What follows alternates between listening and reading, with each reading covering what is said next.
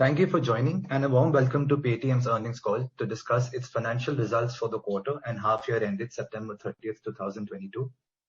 From Paytm's management team, we are today joined by Mr. Vijay Shekhar Sharma, Founder and CEO, Mr. Madhur Deora, President and Group CFO, Mr. Bhavesh Gupta, CEO Lending and Head of Payments, and Mr. Anuj Mittal, Vice President Investor Relations. Before we start, a few standard announcements. This earnings call is meant for existing shareholders of Paytm, for potential investors and research analysts to discuss the company's financial results. This call is not for media personnel. If any media representatives are attending this call, request you to kindly drop off the call at this point. The information to be presented and discussed on this call should not be recorded, reproduced, or distributed in any manner. Some statements made on this earnings call may include forward-looking statements. Actual events may differ materially from those anticipated in such forward-looking statements. Finally, this earnings call is scheduled for 75 minutes. It will have a presentation by the management followed by Q&A. Kindly utilize the raise hand feature of your Zoom dashboard if you seek to ask a question. We will unmute your line in the respective sequence and within the scheduled and permitted time. Please ensure your name is visible as first name, last name, followed by a company name at all times for us to identify you. The presentation, a replay of this earnings call, and a transcript will be made available online subsequently. With this, I would like to request Mr. Vijay Shekhar Sharma to kindly initiate this earnings call. Thank you, and hello everyone. Good evening, good morning. I'm very happy to welcome you all for our earnings presentation for our quarter ending September 2022. As you may have seen, we've had a good quarter as teams have performed very, very well on the focusing on our commitment to target break-even by second quarter next year before ESOP cost, as you know. I will give you a little bit of summary of the business model once again, that we acquire customers and we had 80 million transacting customers, and these customers in turn bring us merchants, and we have 30 million merchants who in turn work and give commerce services to consumers. This makes our business model core business to acquire customers on payments, and in turn, because this gives us insight, ability to distribute, and a great brand name, we work with our lenders to distribute credit. So as you may be aware, over the period of time in last 4 quarters, we have trimmed since IPO tremendous amount of businesses and focused on key business areas and pruned many business line items and made it very clean and clear that we acquire customers for payments and distribute loans from our credit partners.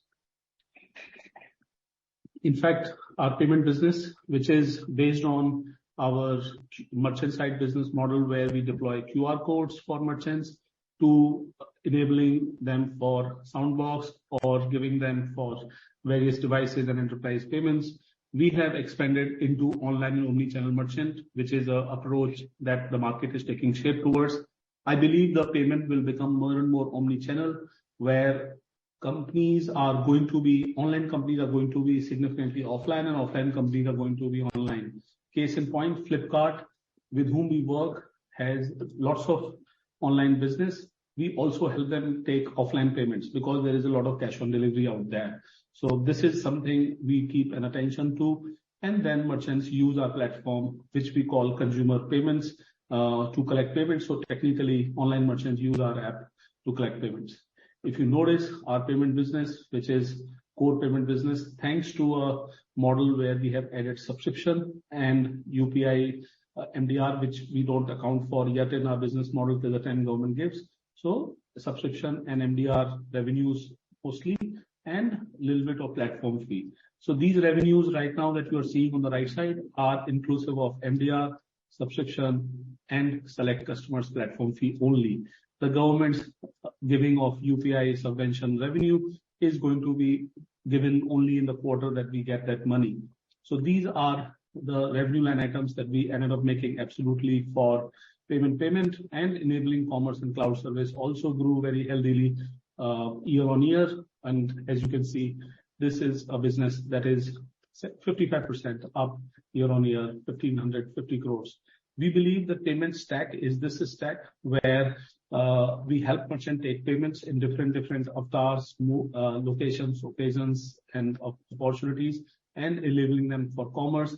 This stack makes for a scalable, large, growing profit and profitable business model for payment and enabling cloud commerce business. Credit business, as you are aware, is based on the foundation that our abilities of digital lending sourcing and cross-selling partnership with our lending partners, and over the period helping them collect the loans, make this business model. I call it typically in a fund management that this is a part where we get fixed fee. This is a part we get sort of a portfolio performance or carry, if you will. So you can imagine that this business model has an inherent compounding, because when we disperse the loan, we get certain percentage, but our ability of collecting, our ability of effort of collections enable us to get sort of a portfolio performance bonus on that. Important thing to note is that in last quarter, RBI came out with clarification around digital lending, sourcing and EMI servicing collection opportunity. Paytm's business model was completely looked as clearly following the suggested guidelines. So we are very happy to tell you that we have been able to include every delta incremental, whether small or large, in the business model, and the business model was very, very much aligned to how regulators sees it. We continue to believe that this loan disbursement and collection business for India will play an important role in democratizing credit. If you remember, at one point in time, RBI leveraged public sector banks, then created private sector banks, then created NBFCs, and now we believe different buckets of credit requirements were satisfied with that. And today, the digital lending service provider, as LSP RBI calls them, which is what Paytm is here, will generate and create new opportunities for dispersing digital credit. As you are aware, our digital disbursement are typically small ticket loans, and we internally call these two businesses as 2 lakh rupee and 2-year, 10-year kind of loans, where average answers are 1 lakh plus 1 year and 150,000 plus 1 year. And this is what the typical ticket size anyways remains in personal loan, merchant loans. And Paytm Postpaid, which is where customers get an overdraft limit from lender to spend, it is typically now averaging around 4,500. The good part, in my opinion, is that while these are incredible year-on-year growth, they are very small fraction of our customer base, which is in availing all three services for us. And there is an incredible amount of headroom for our disbursement opportunity quarter on quarter, and we continue to see post reclarification and reconfirmation from RBI that this business model and this workflow is how regulator expects. It has now opened doors for many more lenders and many more partners to continue to join us and expand this business. I would now call upon my colleague Madhur to expand and give you a summary of overall business and the numbers. Madhur. Thanks, Vijay. Welcome everyone to our earnings call. I'm very proud to report that we had a very strong quarter. Our revenue growth, as you would have seen from our earnings release, was 76% year on year, and our EBITDA before ESOP cost improved by 61% year on year. Just to get into that, revenue from operations was 1,914 crores, so just under $1 billion run rate. Our contribution profit continues to improve. It's at 44% of revenue. A year ago, this number was at 24% of revenue.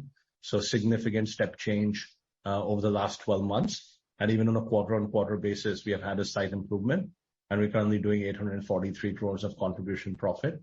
Our EBITDA before ESOP cost is really starting to see operating leverage come through. So 166 crores of revenue, less than 10% of revenue as a loss. And it is nearly a 260 crore improvement from a year ago and over 100 crore improvement from last quarter.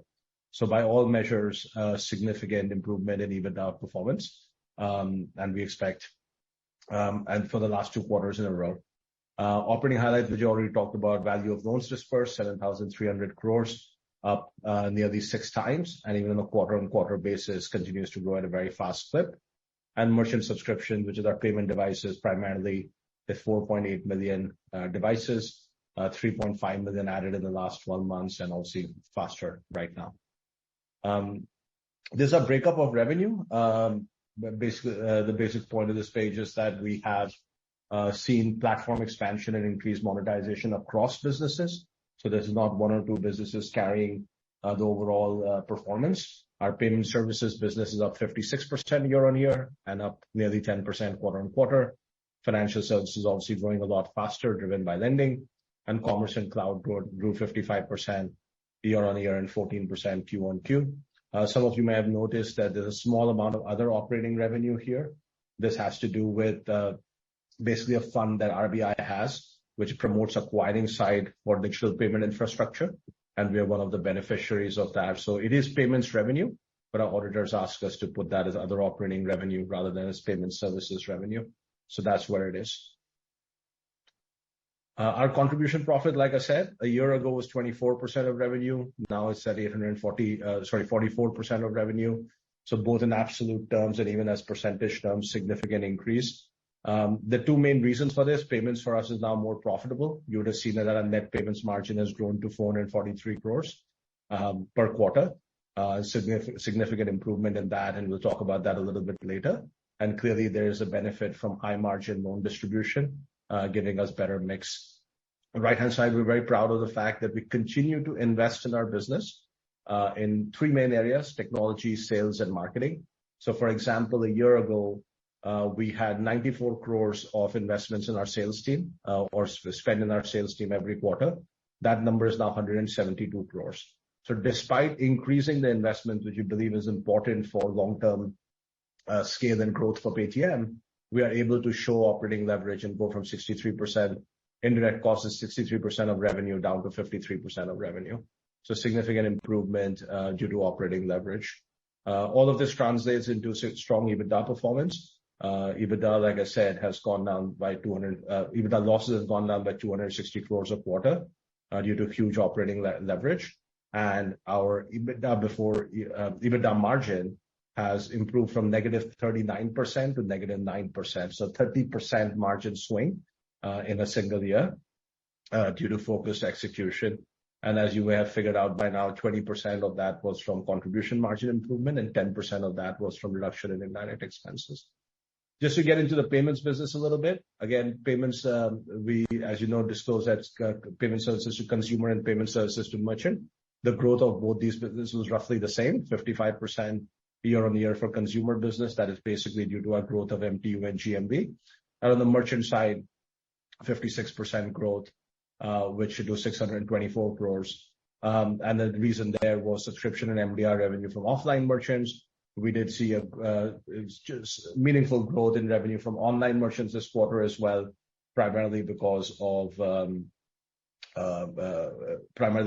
some early festive in e-commerce. So some of the big sales that happened in September and so on.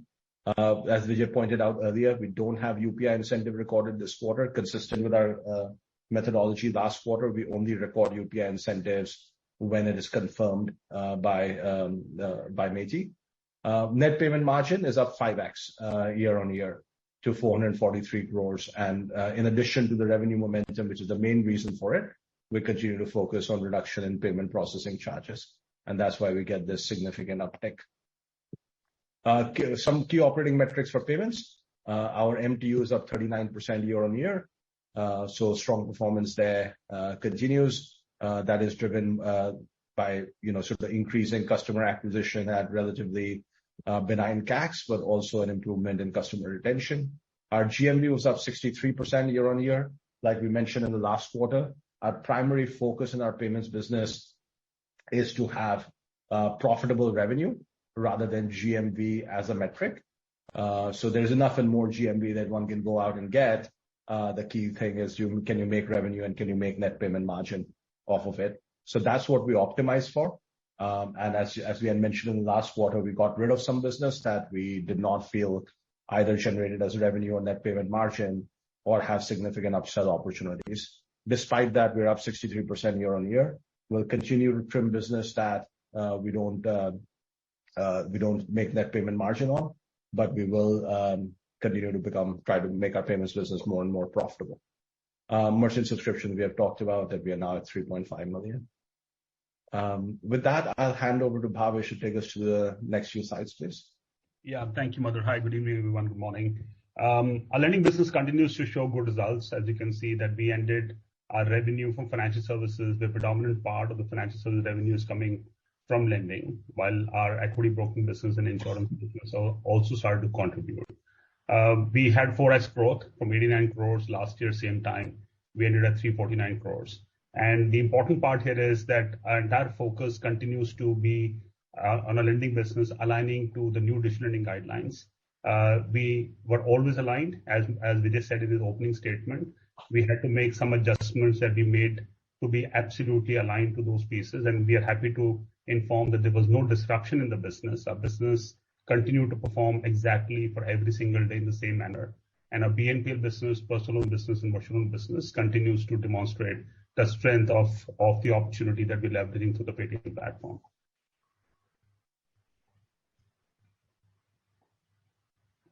Next slide, please.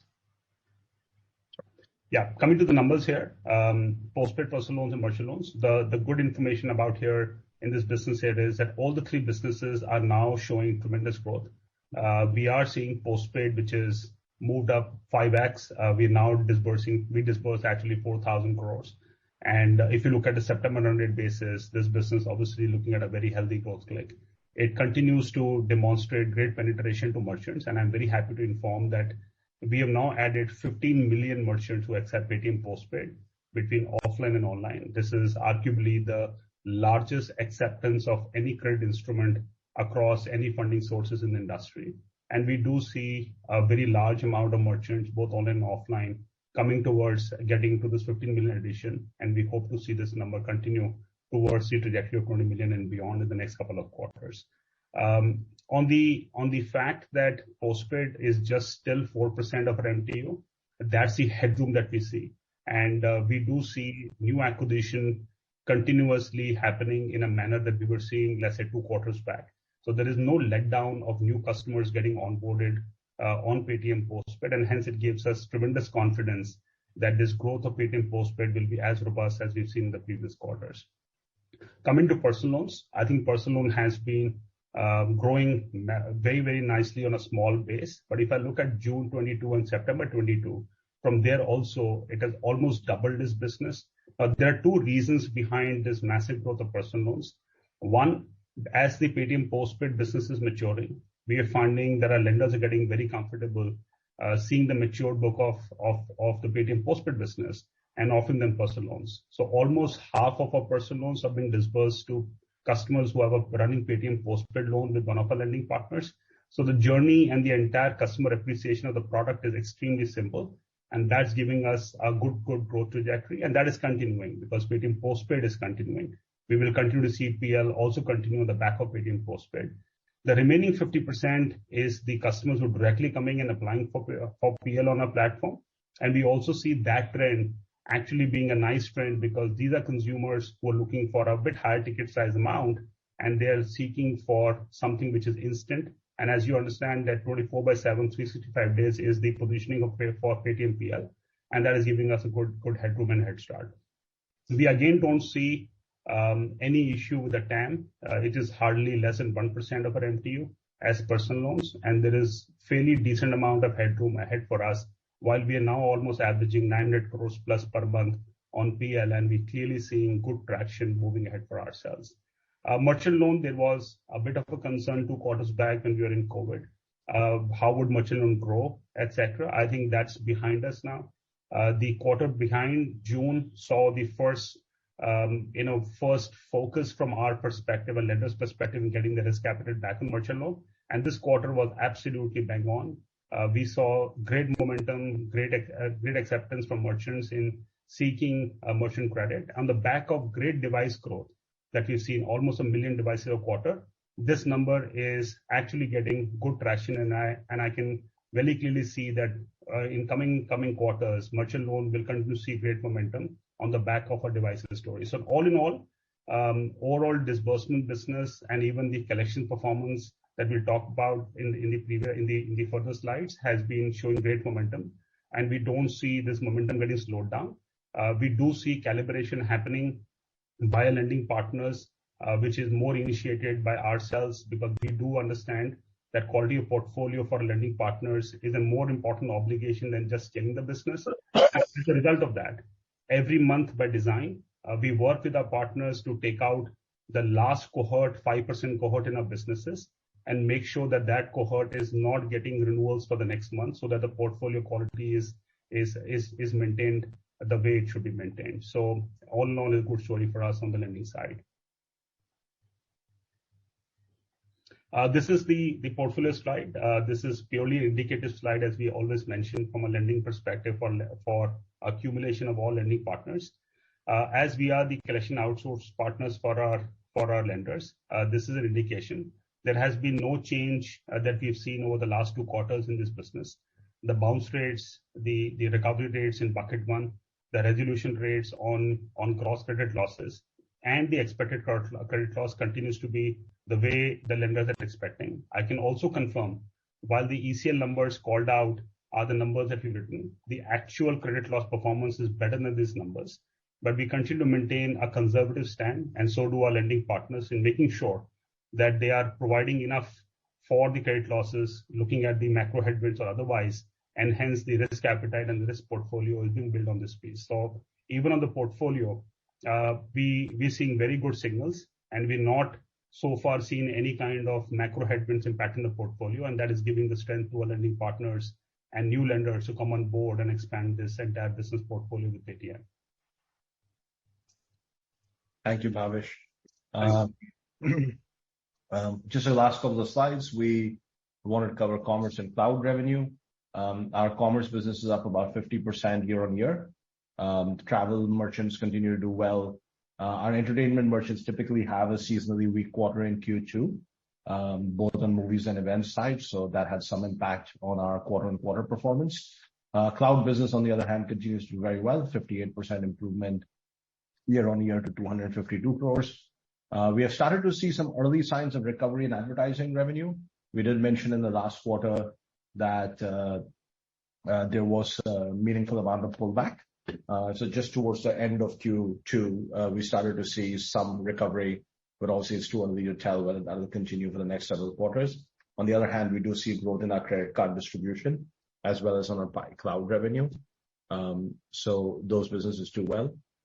And finally, we just wanted to summarize and leave this with you, which is our improvement in EBITDA before ESOP costs is continuing, while continuing investments in scale and growth. So what we focus on is 3 main levers. One is platform expansion, so that we have high monetization capacity down the road. Our monetization engine's working, which is revenue growth across all businesses. And finally, on profitability, improving our unit economics while generating operating leverage as we continue to invest in our business. And that is giving us improvement in EBITDA before ESOP costs. So that's all I had. And I'll hand it back to the moderator who can help us with Q&A. Thank you, Madhu. We will now proceed to Q&A. A reminder to utilize the raise hand feature on your Zoom dashboard if you seek to ask a question. We will unmute your line in the respective sequence. A request to everyone to please have their company name next to their names. We do have a few common names, so it'll help us identify the right person. We'll just give a minute for the queue to settle in.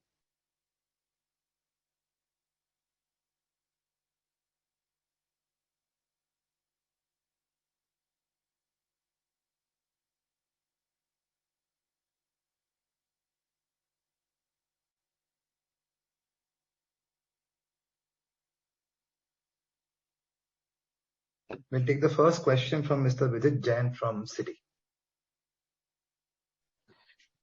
Hi. Thanks, Anuj. I have a couple of questions. One, on the personal loan side, QOQ, has the growth come from outside of the postpaid base of customers? I ask that because I recall last quarter, the share of postpaid customers was 50%. This quarter is 40%. I'm just wondering if there's greater growth from outside that base. That's one. And I'll just come back with the next question. Sure. Thank you, Vijay, for the question. So your observation is right. Actually, it is on number of loans because we have grown much, much larger than than the previous quarter. Percentage were like, looks that 40% has come from postpaid, but there is nothing material which has changed. One definitely a material change which has happened as the personal loan book has started to mature more, and I mentioned about this last quarter also. Earlier, broadly, we were doing about 10% approximately to existing personal loan customers when they close their loan, a new loan by the lenders. That percentage is now started to inch more closer to 15-17%. So that has been, and that ticket size is a bit larger. So hence the value of loans coming from existing personal loan customers has increased, but the postpaid number of loan penetration to overall PL has remained the same. So it's more mathematical outcome, but no material change in terms of the customer adoption of the product. Got it. Thanks, Bhavesh.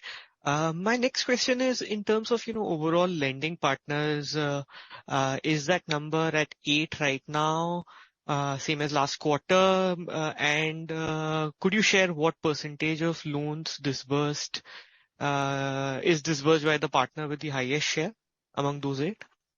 Yeah, so the number is actually 9. We've got 3 card partners and we got I think about 5 or 6 lending partners. We don't actually disclose the share that we do, but I can definitely mention to you that we have partners across this category who do personal loan, postpaid, and merchant credit. So there is not one partner who's taking the lion's share of this business. There is a material distribution basis the lender's appetite on how much business they want to take. But currently, it is reasonably well distributed amongst the partners that we have. And to your other question, we had announced publicly that we've added one more lender, which is Piramal Enterprises. Hopefully, we will take them live sometime in Q4, and we have a decent pipeline of new lending partners that intend to get onboarded to leverage the Paytm ecosystem and the platform for credit.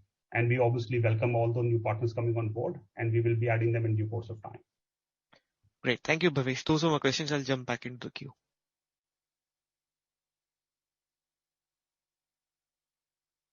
Thank you, Vijit.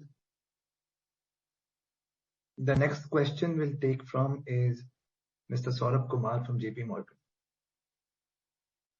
Sorry, the line is unmuted.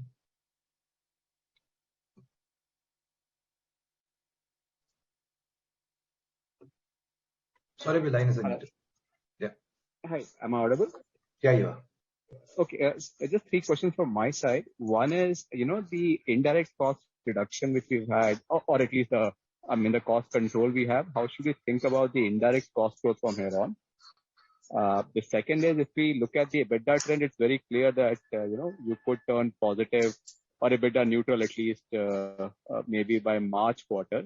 So will that be a fair assumption to be making? And lastly, on the credit card business, could you just comment on what's the card sourcing velocity at this point of time, and how should we think about it? Thank you. Thanks, Saurabh. Maybe I'll take the first 2 and Bhavesh could take the third question. So on our indirect expenses and EBITDA, maybe I'll take it together. So we obviously have given EBITDA guidance for break even, which is September 2023 quarter. Compared to the time when we gave that guidance, we are ahead of our plans, but we would like to maintain our September 2023 guidance for EBITDA break even.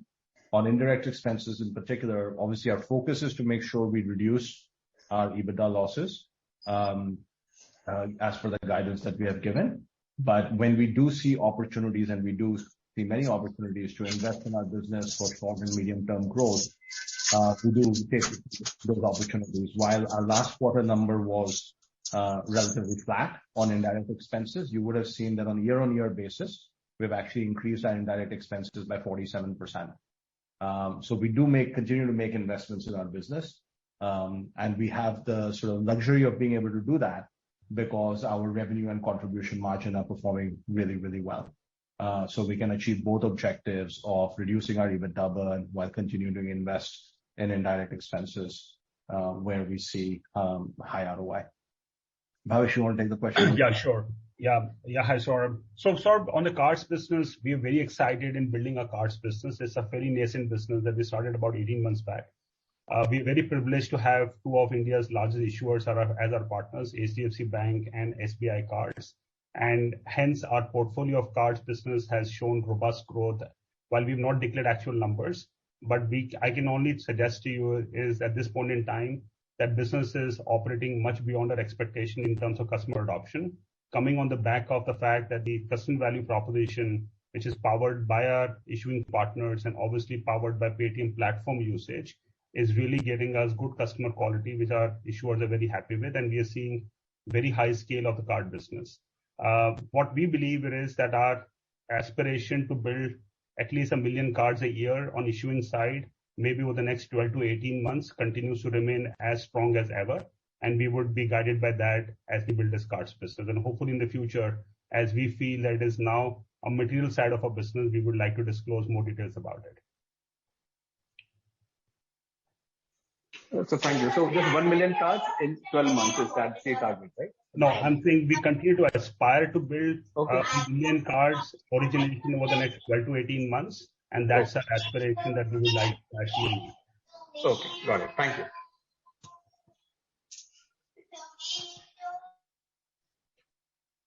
Thanks, Saurabh. The next question we'll take from is Mr. Kunal Shah from ICICI.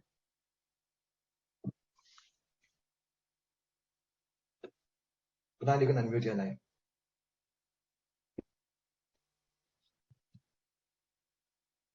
Hello.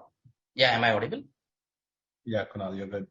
Yeah. So firstly, again, to touch upon this question with respect to the postpaid, in fact, when we look at the overall traction in terms of the number of loans disbursed, in fact, normally it used to be in the run rate of say 2 odd million, but this quarter it seems to be slightly on a lower side. So just want to get that sense in terms of on the postpaid, why it's just like 0.6 odd million and how should we look at it? Because it's hardly like 7-8% kind of a sequential growth. Yeah, so Kunal, we had to make some adjustments with regards to new digital lending guidelines, which we had called out very clearly, which meant that our lending partners and ourselves, we had to make adjustment in terms of fund flow. That clarification took time from the regulator. I think it came in about 40-50 days later on, that the entire fund flow has to be reorganized in this manner, which was the way we were doing.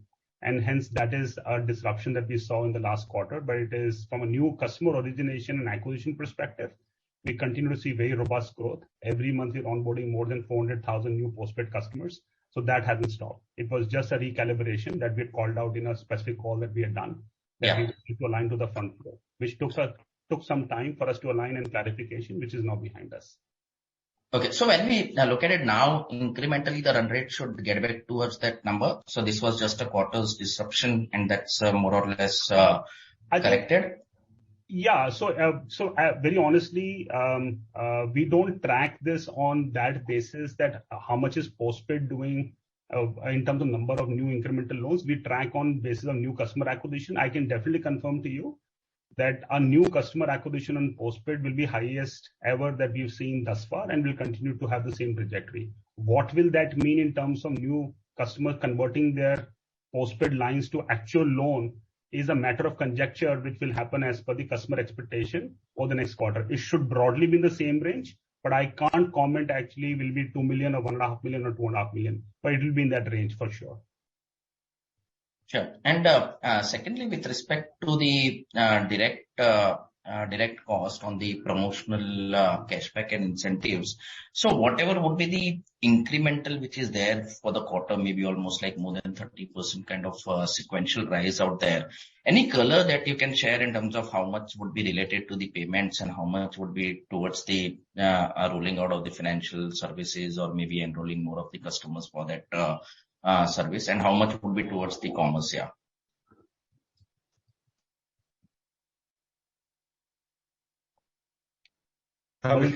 Yeah. So actually the cashback is split predominantly into two parts, which is that we do cashback on our payment services. There is some customer incentives that we also used to pass till September for promoting postpaid at different online merchants on behalf of lenders. So that cashback increased because postpaid as a GMV was very high in the last quarter. That cashback saw a rise. But what we figured out very clearly now with our partners is that is actually a payment charge. So from next quarter onward, that will start showing in a payment charges. So that postpaid incentive will all move to payment charges. So it is predominantly the increase that you see in the last quarter is driven by postpaid. It's driven by postpaid, yeah. Postpaid. Kunal, one more thing I'd like to add here. Your question was split it in, let's say, payments, commerce, and financial services. So postpaid, because we are accounting for as a payment, so it'll go towards payment charge from next quarter. So you would see payment charge line item. But the commerce part, incidentally, we internally have a key KPI that it should not be more cashback than the margin. We've talked about it in our previous earnings also, where our commerce business continues to operate with profitability as a target, and it has achieved profitability, complete operating, full cost loaded profitability. And like you said, we don't have it immediately ad hocly available that this much was for payment, this much was for commerce. In payment, the cashbacks are given only as an incentive to the new customer. If you are a first-time customer, we give you incentive to try out different services. But if you are an old customer, that is reduced dramatically, and that is how the cashback and marketing spends were reduced over the period. Sure. And lastly, in terms of the commerce, now that maybe with the opening up of all the activity levels and situation stabilizing, and now we would get a more sense in terms of how the overall positioning is, say for Paytm in the commerce. So sequentially, I think there was a dip, but otherwise, how should we actually see the traction with respect to the commerce business going forward? More or less, all commerce, we do three kind of commerce. One is led by shopkeepers commerce, deal, gift vouchers that shopkeepers enable. Second is ticketing commerce, which is led by movie, train, cinema, and all these commerce. The movie part has not come back, by the way. We want to still tell you that movies footfalls have not happened yet. So one of the important driver of the commerce movies has not happened. Third is advertising, which is definitely not just because we treat credit card as advertising. So for us, it definitely has grown. And like I said, first part where we help the shopkeepers has grown, and travel has grown, but not movies. Yeah. Thanks, and all the best. Yeah. Thank you. Thank you. Thanks, Kunal. The next question will be from Manish Shukla from Axis Capital. Yeah. Good evening. Thank you for the opportunity. Firstly, what does it take for a merchant to start accepting BNPL? Because that number is growing very fast now at 15 million merchants. So what does a merchant need to do to start accepting BNPL? So, Manish, the merchant has something called a Paytm for Business app. On the Paytm for Business app, the merchant can subscribe to this service. Depending upon the category of the merchant, there is a charge the merchant has to accept. And it could also be given free if you are a very, very small merchant and we would like to enable that merchant for Paytm Postpaid. The moment the merchant accepts the terms and conditions of Paytm for Business app, the merchant is onboarded. If the merchant meets the risk criteria as defined by a risk team, because it's a credit instrument, where the merchant is allowed to go through a risk criteria. So that is how the entire onboarding process works. It's completely digital and it is obviously DIY for the merchant. So the number of devices, we are at 5 million and acceptance of BNPL is at 15 million. Should we think of that 15 million as a potential universe where you can cross-sell devices? Yeah, I think that could be one of the ways, because these are materially decent sized merchants.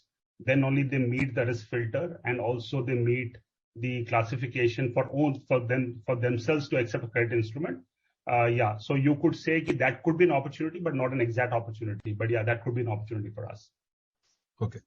Moving on to platform fees, could you tell us how does a platform fee work and what percentage of your users might be paying platform fee at the moment? See, platform fee as a part of our overall revenue is a small number. For our various categories, when customer come on the Paytm app, right, for doing certain set of transactions and activities, let's say movie ticket booking or doing some recharges, etc., there is a small fee which is levied on a cohort of customers because we offer them various other value-added services, including and not limited to things like bill reminders, auto pay, etc., etc. And hence these customers subscribe to these services and they end up paying a platform fee. But purely from a rupee quantum of this charge, that charge is still very immaterial to the overall revenue that we make from payments. And has there been any communication or otherwise from either the regulator or the government about this platform fees being levied? Because in some sense, technically that makes UPI as not a free service, right? No. So I just want to clarify, Manish. There are two different parts. There is no platform fee that we're charging to merchants when we're giving them any kind of funding source. Some of the competitors do that in the online space. We are not charging those kind of fees, etc. This is the fees that the consumer is paying when they're trying to consume certain services on the Paytm platform. The regulator has very clearly called out on what services you can charge and on what services you cannot charge. The ones they've allowed us to charge, we are charging on them. So it's completely compliant to the regulatory guidelines. Okay. Thanks. And the next question, in response to an earlier question, you said that starting next quarter, the accounting will move from cashback to processing charges. Is it material enough for it to lead to a sequential decline in net payment margins? Madhu, would you want to take that? Yeah. It is a material number, but our net payment margin sort of continues to grow. So it will have some impact, but we don't think it will lead to a drop in net payment margin per se. Okay. And really the last question, any update on your payment aggregator application with the Reserve Bank? Yeah, so the payment aggregation, which is our Paytm Payment Services license, is in progress. Whatever engagement that we had to do with RBI has happened. As you can see publicly, that various other PAs have started to get the license. We do believe that we should also be getting our own license in the due course of time and fairly soon. Okay, sure. Those were my questions. Thank you. Thanks, Manish. The next question we'll take from Rahul Bangaria from Lucky Investments. Yeah, thank you for taking my question, sir. Congratulations on a great set of numbers. Just one question. What should we expect the capex rate to be in, on a run rate basis? I see H2 last year and H1 this year were reasonably higher than what we used to see before. Yeah. So, Rahul, most of our capex is related to soundbox and devices. And as you know, we have ramped that up, and we have continued to talk about there being a large opportunity there. So currently, I think we're doing somewhere between 120 to 150 crores a quarter of overall capex. As I said, vast majority of that is related to devices. And you should expect that to be broadly the level over the next few quarters. So roughly, what, 400 to 500 crores per annum is the capex that we should expect? Yeah, I said 120 to 150 a quarter. Yeah. Okay. 500 to 600 crores a year. Yeah, and the related question would be, what would be the depreciation policy here? Because now we are running a run rate of about 400 crores of depreciation per annum, and we are doing a capex of 500 crores or maybe 600 crores. What's the policy that we are looking at here? Yeah, the philosophy that we took on depreciation is that we wanted our depreciation to be, we wanted the depreciation rate to be faster than the average life of a device. So for Soundbox, we depreciated in 2 years. For a card machine, we depreciate in 3 years, which we think is at least 20 to 30%, if not more, less than the average life of the device. And the way we price this is a payback period, which is better than the depreciation period for the device. So we try to be conservative on each one of these things. But to answer your direct question, Soundbox is at 2 years and card machines is for 3 years. Great, Madhu. Thank you so much. Thank you. Thanks, Rahul.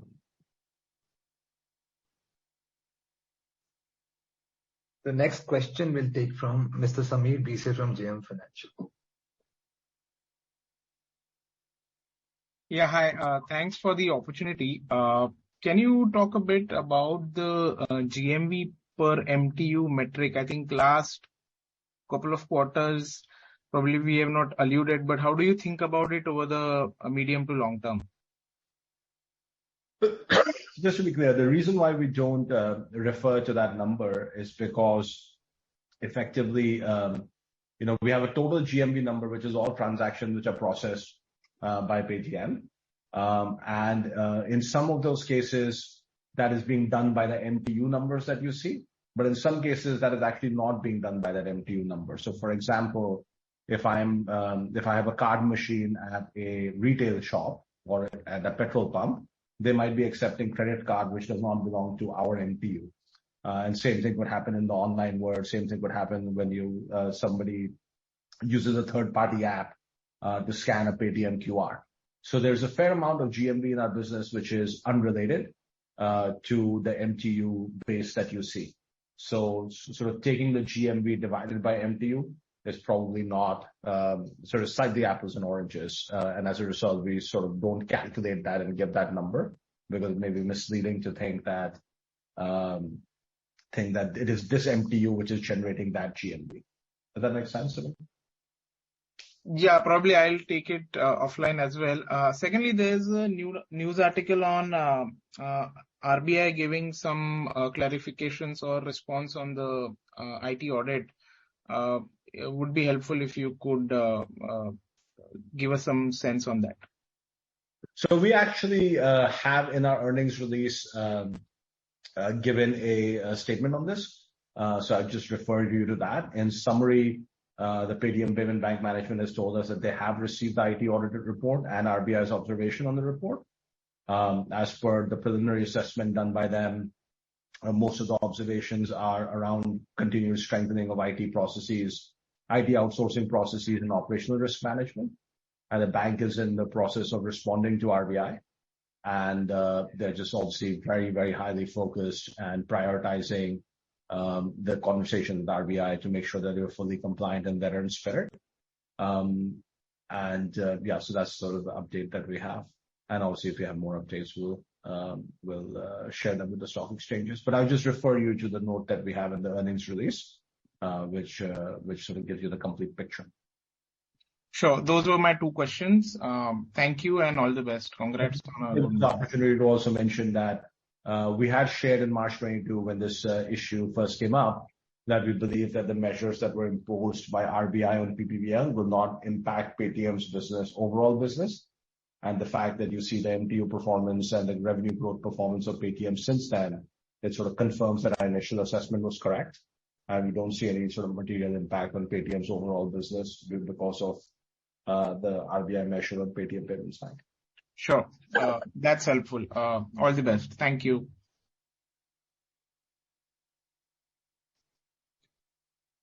Next in queue would be Rahul Jain from Dolat Capital. Yeah, hi. Thanks for the opportunity and congratulations on very strong execution. I would just like you to help me on arriving at potential areas for us to get EBITDA neutral and beyond. So firstly, from a payment processing charges perspective, this is the first quarter where we see very little optimization in this line item as a percentage of payment services.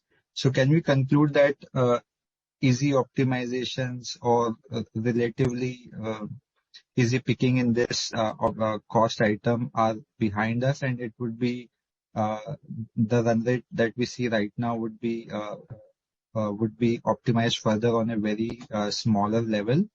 That is question number one. Second, in this quarter, we saw other marketing expenses seeing a big drop. So is that a drop already baked in from a run rate point of view, or some of the savings have come in the second half of the quarter, so we would see this cost going down further in the upcoming quarter? And maybe in general, if you could share what would be the areas where we could see this savings coming incrementally. Yeah. On your first question, maybe I'll answer it at the contribution margin level, Rahul. We do continue to obviously look for small and big opportunities to improve the profitability of each of our businesses. So we continue to do that. But I think it's fair to say that we sort of went from single-digit contribution margin 2 years ago to 24% a year ago to 44% now. So clearly that sort of trajectory, which was what we call the step change in contribution profit, we don't expect that anywhere close to that sort of pace to continue. But we do and will continue to look for opportunities to do certainly small improvements, if not big improvements, in each of our businesses. We do also expect to continue to benefit from some mix effect, particularly from lending business, because lending is growing and is expected to continue to grow faster than our overall business, and the lending is higher margin than our payments business, for example. So we do expect some mix effect, a positive mix effect to come from that as well. On your second question on marketing, like we had mentioned in the last quarter, we did have a jump in marketing costs last quarter because of cricket sponsorships, because we had IPL as well as cricket matches last quarter. This quarter we did not have that, and as a result, our marketing costs went down. A chunk of marketing costs, not all, but a chunk of it is sort of lumpy, right? Especially when you start getting into sponsorships and so on. So we did not have that this quarter, and we expect that to be at a lower level going forward. Having said that, I will say that if there are opportunities for us to invest in user growth, whether it is through promotion, incentive or marketing, which is having good ROI, we'll continue to do that.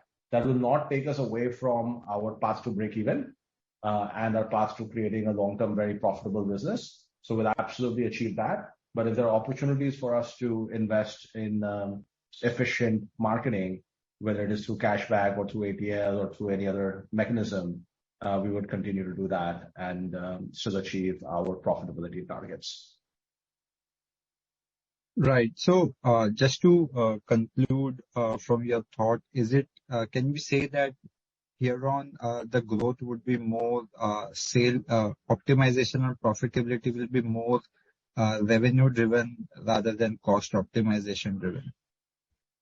I think it's fair to say that revenue growth as well as high growth of high margin revenues such as lending will be sort of next big uplift to contribution profit. But I will point out that we have a large payments business which is generating significant net payment margin. So even small improvements in that, when they drop to the bottom line, they can be very significant from a bottom line standpoint, right? So if we are doing 443 crores a quarter of net payment margin, then even a 10-15% improvement in that can have a significant impact on the bottom line, right? So just because the number is actually now quite large, and working on continuing to improve that number is very, very high ROI for us. Sure. Thank you. Those were my questions. Thank you. The next in queue is Mr. Piran Engineer from CLSA.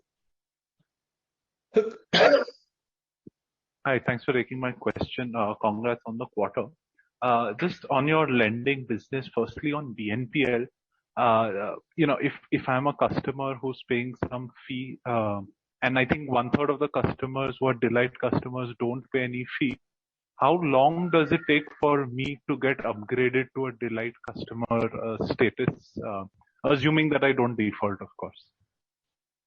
Hi, Piran. Piran, there is no time-led formula. I think the different lenders have different appetite, but I could say between 6 to 9 months of vintage of performance, continuous performance, the lenders revisit both the limit and the risk classification. And there could be a set of customers who could be upgraded or downgraded. So it is not that once you're a Delight customer, you remain always a Delight customers. There is a small portion, I would say, which is downgrade also, and you could also be upgraded. So it is a continuous process, but that ratio or the share of Delight to Light to Mini broadly remains range bound. But but that's also probably because you're still growing and a lot of your incremental customers will be, say, Light and Mini. I just assume as customers mature over time, maybe next 2 years or 4 years, and of course, if they are paying, you should have more Delight customers than Light and Mini customers. If that happens and the take rate reduce, will you pass it on to the banking partner or will we have to absorb it?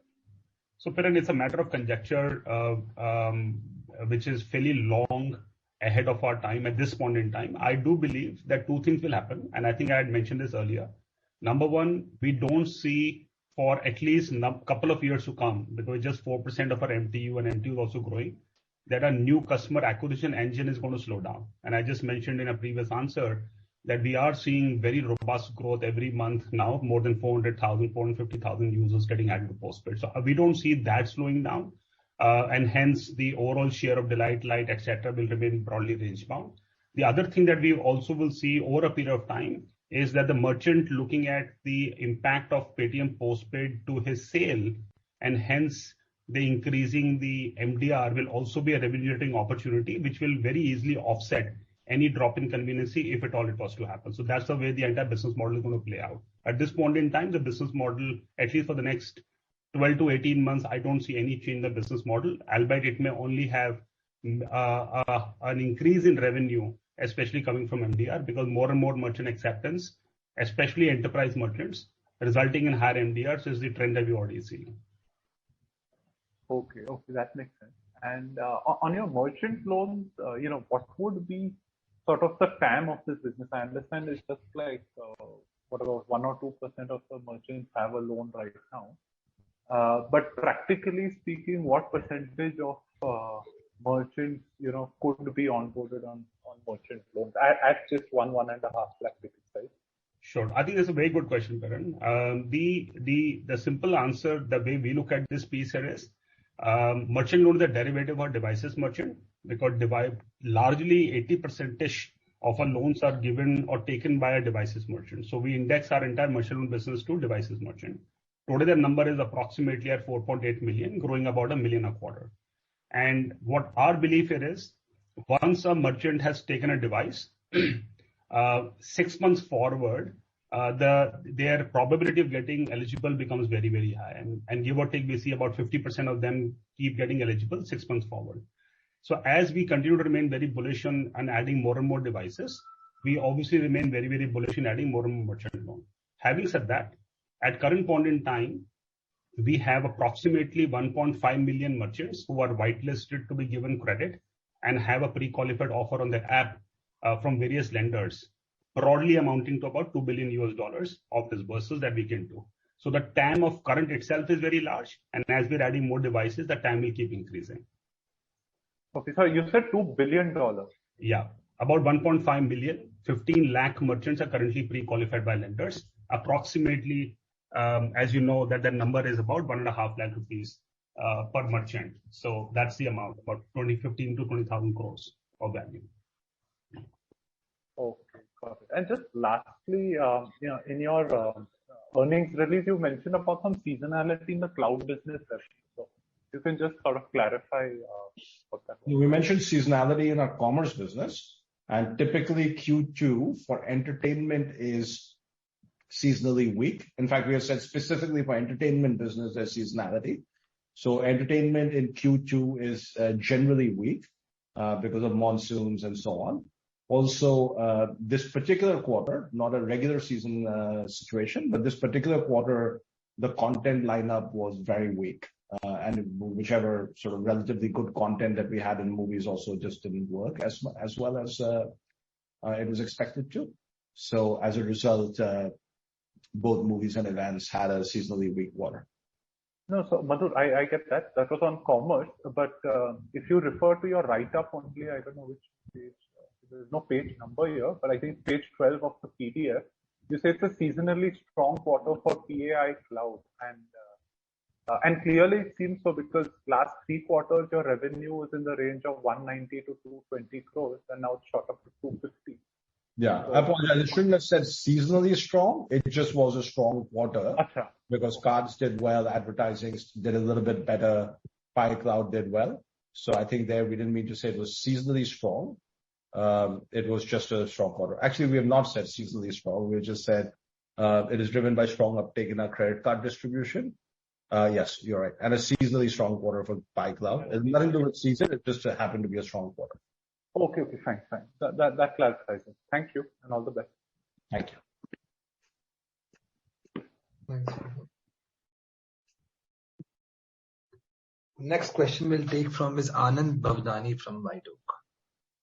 Anand, you may unmute your line. Thank you for the opportunity, and congratulations for a good ramp up in the lending services business.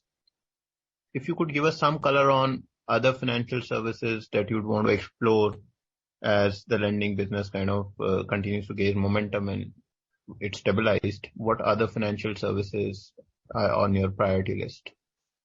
Anand, we do a Paytm Money, which is a stock brokerage and mutual fund distribution. And we also have insurance distribution and brokerage business. So these two are the other line items. So on those, can you give us some color as to what you're targeting in terms of numbers and what kind of TAM? We call them future bets because there's a tremendous amount of technology development and brewing up that it requires. So they are materially large. As you can see, the numbers yourself, it is led by credit. Most of the revenue is driven by credit and growth. Got it.